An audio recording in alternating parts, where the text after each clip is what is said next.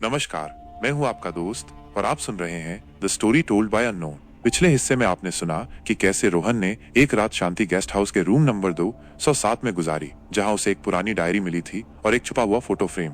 लेकिन उस रात के बाद रोहन लापता हो गया और अब हम उस राज से पर्दा उठाने जा रहे हैं जो इस कमरे में छुपा है। आज आपको मिलेगा इसका सच्चा और भयानक अंजाम। एक रात का राज रूम 207 के दूसरे पार्ट में आपका स्वागत है। रोहन के लापता होने के एक हफ्ते बाद उसके परिवार ने पुलिस में रिपोर्ट लिखवाई थी, मगर पुलिस जब शांति गेस्ट हाउस पहुंची तो उन्हें सिर्फ एक खाली कमरा मिला, रूम 207। बेड ठीक ठाक था, लॉकर बंद था और किसी भी तरह की जद्दोजहद का कोई निशान नहीं था। बस एक चीज अजब थी, लॉकर के अंदर एक डायरी थी जिसमें लिखा था, जो यहाँ आता है वो कभी नहीं लौटता। इस केस को सॉल्व करने के लिए इंस्पेक्टर अर्जुन को बुलाया गया। अर्जुन एक तीखी सोच वाला ऑफिसर था जिसे ऐसे अनजान और अनसुलझे मामले सुलझाने में रुचि थी। उसने शांति गेस्ट हाउस के मैनेजर से पूछा, ये रूम 207 का क्या चक्कर है? मैनेजर ने नीचे देखते हुए कहा, साहब, मैं सिर्फ एक ही बात कह सकता हूँ, यहाँ कुछ तो है जो इंसान की अक्ल से परे है। पिछले 20 सालों में इस कमरे से 5 लोग लापता हो चुके हैं। सब कुछ एक जैसे शुरू होता है और एक जैसे ही खत्म। अर्जुन ने फैसला किया कि वो खुद उसी कमरे में एक रात रुकेगा। रात के 11 बजे उसने अपना सामान उठाया और रूम 207 में घुस गया। कमरा वैसे ही ठंडा था, एक अजीब सी सर्दी हवा में थी। लॉकर की तरफ देखते ही उसका दिल तेज धड़कने लगा। उसने डायरी उठाई, उसमें नए पन्ने जुड़ गए थे। उसने एक पेज पढ़ा, जिन्होंने भी इस लॉकर को खोला उनका अंजाम एक ही हुआ है, वो यहाँ से कभी वापस नहीं गए। अर्जुन ने डायरी को वापस रखा और अपने आप से कहा, ये सब बस अफवाह है, मैं जानूंगा कि सच क्या है।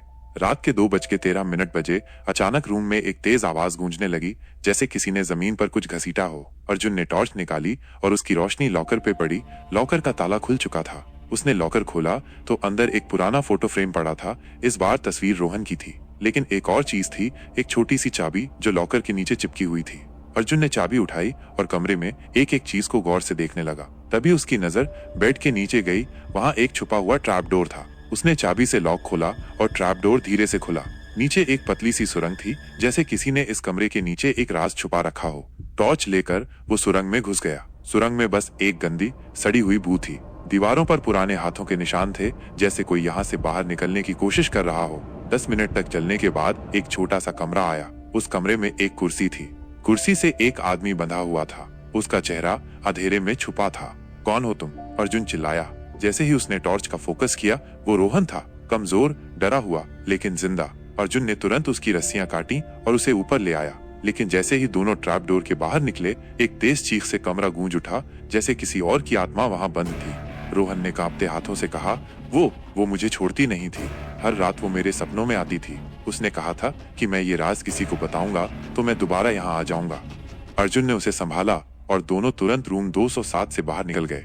बाद में पता चला कि ये गेस्ट हाउस किसी जमाने में एक मेंटल असाइलम था, जहाँ एक लड़की का मर्डर किया गया था। उसकी आत्मा तब से रूम 207 में भटक रही थी। जो भी उस लॉकर को खोलता था वो उसकी बद्दुआ का शिकार हो जाता था।